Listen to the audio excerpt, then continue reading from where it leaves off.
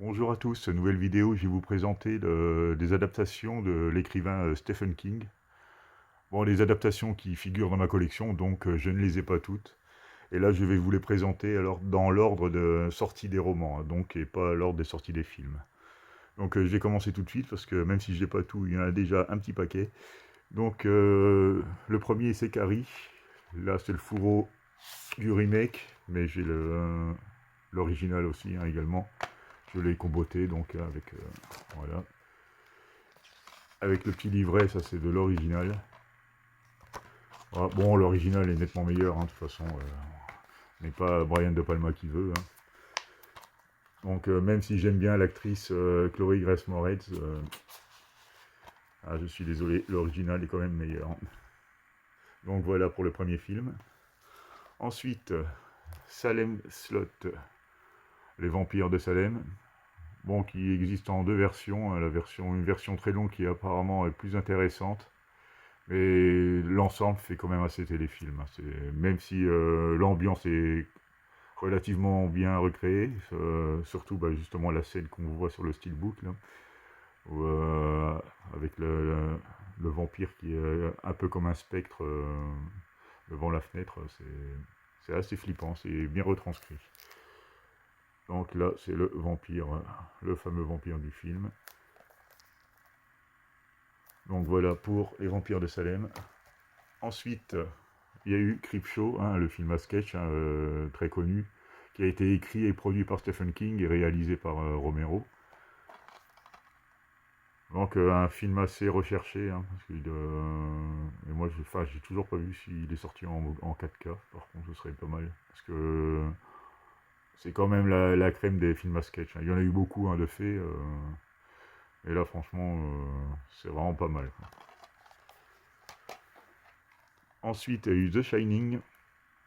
Bon, on ne le présente plus, hein, Stanley Kubrick, même si Stephen King n'approuve pas cette version, parce que c'est vrai qu'on a un peu éloigné du roman, même si sur les grandes lignes on retrouve un peu l'atmosphère, mais certaines choses ne figurent pas du tout, quoi. Mais bon, le film reste excellent, hein, donc. Et pour moi, c'est sans doute même le meilleur film de Stanley Kubrick. Ensuite, Rats, qui est aussi connu comme la créature du cimetière, hein. Bon, parce que c'est des petits films, je pense que ça a été un téléfilm, à direct tout DVD, ça. Petite adaptation, bon, c'est moyen, quoi, hein. Ils n'avaient pas beaucoup de budget et ça se voit, quoi. Donc, Rats ou Les créatures du cimetière, quoi. C'est le même film. Ensuite, The Mangler, c'est une adaptation, hein, d'une de ses nouvelles. Il y a eu beaucoup, en fait, d'adaptations de Danse macabre, etc. Bon, le premier a été surtout adapté, hein, c'est réalisé par Tobe Hooper, avec Robert Englund, hein, le fameux Freddy que tout le monde connaît. Donc là, j'ai mis le combo avec le 2, bon, même si le 2 n'a plus rien à voir, hein, c'est juste un exploitage de filon, on va dire, et puis bon, Stephen King n'a plus rien à voir avec ça. Donc voilà. Ensuite, la seule réalisation de l'écrivain, et heureusement, parce que franchement, c'est quand même relativement mauvais, hein, Maximum Overdrive. Bon, c'est un film fauché, la réalisation n'est pas top, hein, il est quand même nettement meilleur écrivain que réalisateur, hein. Bon, c'est peut-être la petite BO d'ACDC qui va sauver l'ensemble. Mais bon, c'est de la série B, voire Z même. C'est sympa, quoi, pour regarder ça entre potes, pour déconner, quoi. Mais c'est largement oubliable. Ensuite, Les Diables des Glaces. C'est pareil, hein, tiré d'une nouvelle. Et qui est un téléfilm aussi, hein. De toute façon, ça ne s'est pas passé au cinéma non plus. Donc j'en ai pas un souvenir impérissable, donc ça ne doit pas être terrible non plus. Bah, il y a eu beaucoup de mauvais films, hein, quand même, hein, de ces adaptations. Donc après, il y a eu les Démons du Maïs, hein, Children of Corn, ou Les Enfants du Maïs aussi. Bon, ça, c'est devenu... Le film est très mauvais, et c'est devenu une licence de 8-9 films, on se demande pourquoi. Parce qu'ils se sont acharnés à faire des suites, alors que dès le premier, c'était mauvais, quoi. Ils n'ont même pas attendu... Ils sont même pas, on va dire, inspirés d'un chef-d'œuvre pour en faire des suites, là. Ils sont inspirés d'une bouse, quoi. En gros, c'est triste à dire, mais c'est comme ça. Donc après, on change de niveau hein, avec Dead Zone. Bon là, très bon film hein, pour le coup. Là, Christopher Walken, Martin Sheen et Tom Skerritt. Bonne adaptation. Et bien sûr un film de Cronenberg. Hein, ça joue aussi hein, le réalisateur hein, sur la qualité des films bien souvent et des adaptations. Donc voilà, hein, Dead Zone. Très bon film. Il y a eu une série aussi hein, d'ailleurs. Charlie, où le roman c'était Firestarter. Donc c'est là avec Drew Barrymore hein, quand elle était toute petite. Juste après E.T. il me semble hein, qu'elle a tourné ça. Donc voilà, un film de Mark L. Lester. Sympathique, hein, franchement, c'est pas un chef-d'œuvre, mais ça se laisse regarder, et puis plutôt fidèle au roman aussi. Ensuite, on passe au très bon Cujo, même s'il est un chouïa enjolivé par rapport à la fin du roman original, hein, qui est quand même beaucoup plus noir. Hein. Ben, je vais pas vous spoiler. Mais très bon film, assez oppressant, et puis le dressage du Saint-Bernard est quand même assez bluffant. C'est un très bon film. Donc après, The Dark Tower, bon celui-là il est beaucoup plus récent. Bon bah que dire, on peut pas faire tenir en 1h40 des pavés comme la tour sombre, quoi. Même si ça couvre, je crois que ça couvre même un peu plus que le Pistolero. Bon on sait même pas trop ce que ça couvre finalement dans les romans parce que c'est tellement survolé que ça n'a aucun intérêt quoi. Et comme il a bidé, il n'y aura même pas de suite. Donc comme ça c'est affaire classée. Un film qui sert à rien. Donc ensuite il y a eu The Running Man avec le Schwarzy. Sympathique, hein, un peu science-fiction.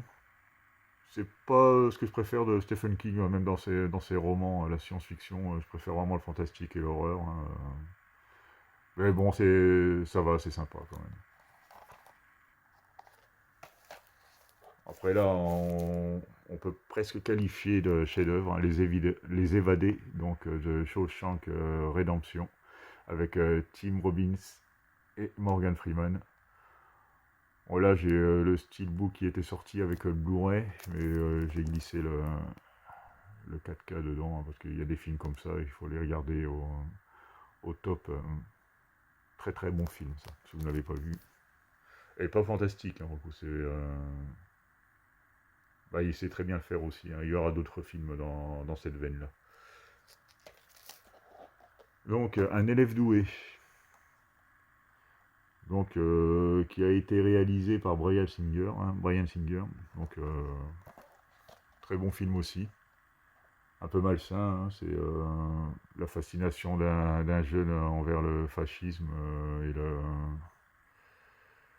un ancien de la Gestapo, je crois, puis un ancien nazi, ouais, voilà. Donc, un film à voir, hein, c'est assez malaisant quand même.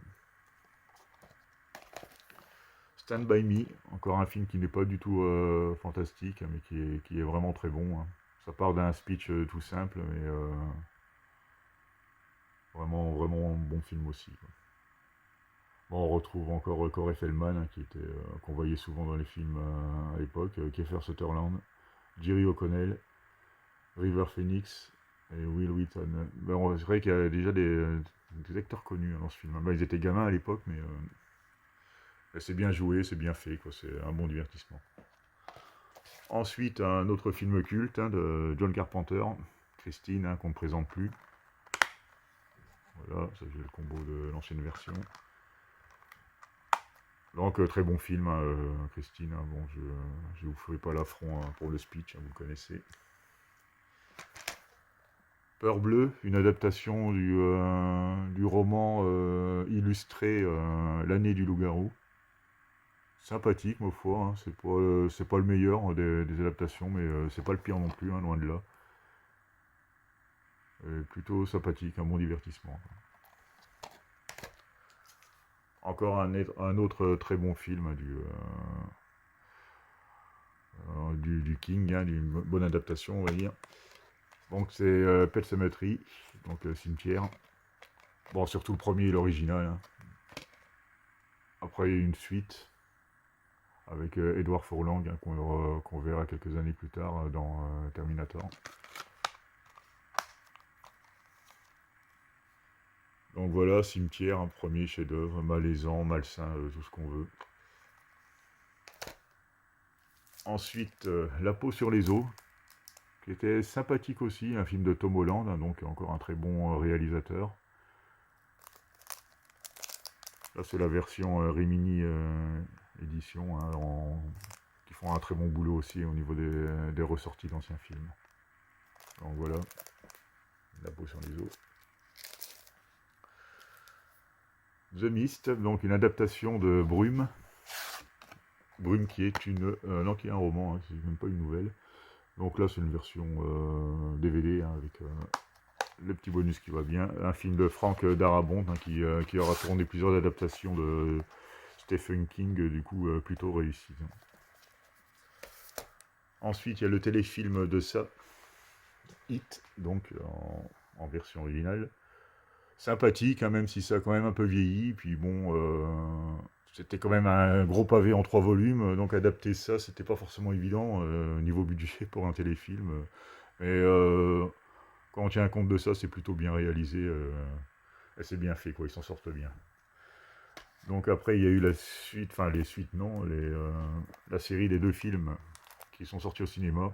Bon, moi que je trouve très bon, hein. Il y en a qui disent que le chapitre 2 est raté, je sais pas quoi, mais bon, moi je trouve que bon, le premier c'est vrai qu'il est particulièrement bien réussi, mais le 2 aussi, hein, c'est pas raté, quoi. Il y en a qui s'acharnent dessus, j'ai jamais vraiment compris pourquoi. Donc là, j'ai les deux en steelbook 4K, hein, donc très bon, hein, très bon. Après, on retrouve l'excellente Kathy Bates et James Caan dans Misery.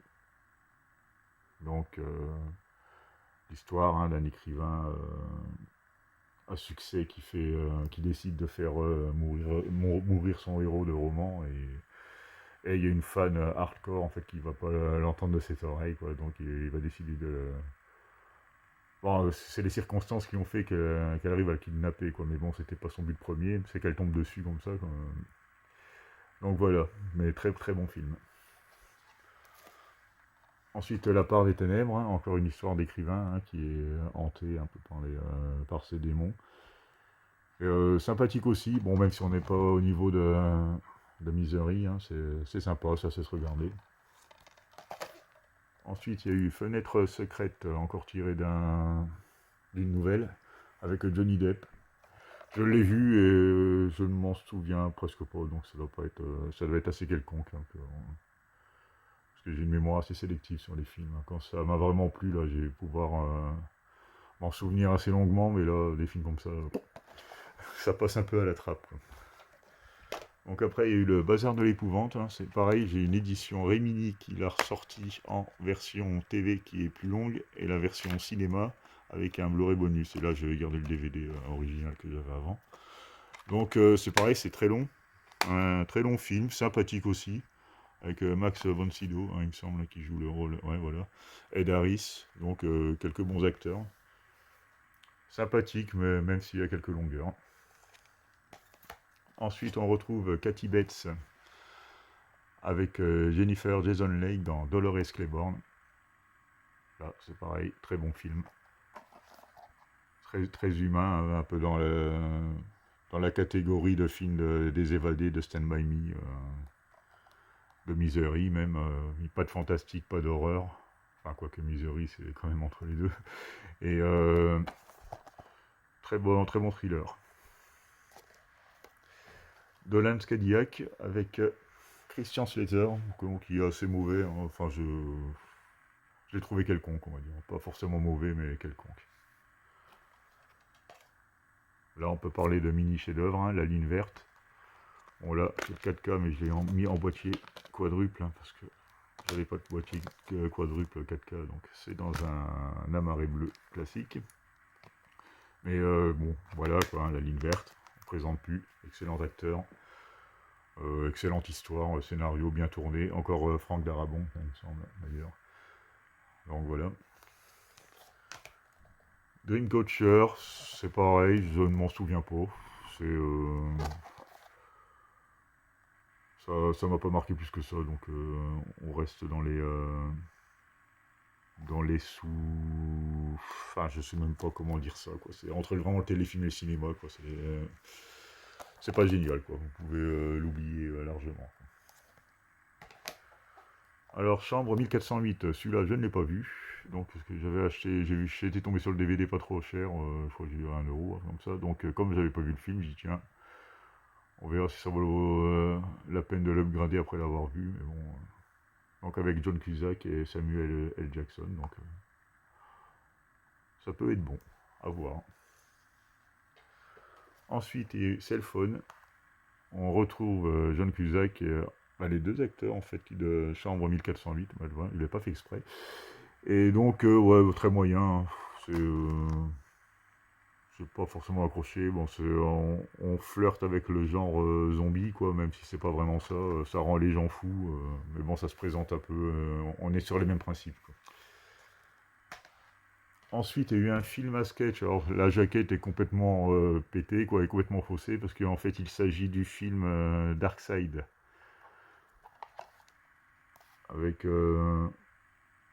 Bon, il y a trois sketchs, je crois, 3 histoires. C'est réalisé par John Harrison. Et bon, bien sûr, d'après les scénarios et des nouvelles de Stephen King, quoi. Donc, c'est bien Dark Side, hein, c'est pas les contes de la crypte, hein, ça n'a rien à voir. Ça, c'est des éditions un peu pourries qui ressortent sans vraiment connaître le sujet, quoi. Donc, voilà. Ensuite, Couple modèle, ça c'était sorti en plateforme et ils l'ont sorti en physique. C'est Rémini Édition qui a sorti ça. Il me semble que c'était sur Netflix à la base. Donc sympathique, hein. C'est un bon petit film. La suite de Shining, donc Dr. Sleep avec Ewan McGregor et Rebecca Ferguson.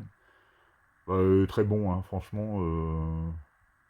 Une suite plutôt bien réussie. Il a réussi à garder l'ambiance et en même temps essayer de réconcilier un peu la version de Stanley Kubrick et la version originale de Stephen King, quoi. Très bon boulot, vraiment très bon film. Et un film donc de Mike Flanagan. La nuit déchirée. Là, il me semble qu'il est juste scénariste. Je ne sais pas s'il y a eu un roman tiré de ce film. Bon, qui n'est pas terrible, hein. Ouais, je crois qu'il est juste scénariste. Mais c'est pas une adaptation. Film écrit, voilà. Film écrit par King pour le cinéma. Donc voilà, c'est pas forcément c'est pas une adaptation, quoi, du coup. Mais bon, moyen, quoi. Je l'avais vu il y a très longtemps, j'en avais gardé un bon souvenir, mais quand je l'ai revu, ça avait méchamment vieilli, donc voilà, quoi, c'est pas top. Donc, et pour finir, en film, c'est tout ce que j'ai. Bon, il y en a qui n'en avaient pas. Si jamais j'ai vraiment des très bonnes adaptations que j'ai pas, qui sont sorties en physique, hein, bien sûr, parce que je sais qu'il y a quelques-uns qui sont sortis en plateforme, genre Jessie. Mais bon, pour l'instant, j'ai pas vu de Blu-ray, alors je ne peux pas les avoir, c'est plus compliqué. Donc j'ai quelques séries. Donc Under the Dome, je ne l'ai toujours pas vu, donc il paraît que c'est mauvais. Moi, je sais que j'ai vu les extraits du premier épisode, ça avait l'air d'être pas mal, de bien commencer, quoi, mais donc je ne peux pas vous donner d'avis là-dessus. En fait, sur les séries, là, j'en ai vu aucune, hein, que je vais vous présenter. Ensuite, il y a The Outsider, donc qui est assez récente, une série HBO. Là, par contre, il paraît que c'est très bon. Et c'est inspiré donc du roman éponyme, hein, du King. Voilà. Ensuite, Stand, c'est une autre version du Fléau. Il y en avait déjà eu d'autres avant, mais là, apparemment, une version plus récente. Je ne sais pas ce que ça vaut non plus. Donc, c'est une mini-série, hein. C'est tous des mini-séries, hein, de toute façon. Donc, voilà. Et le dernier, Nightmare and Dreamscape. C'est une mini-série je crois que c'est 7 ou 8 épisodes. Sympathique, quoi.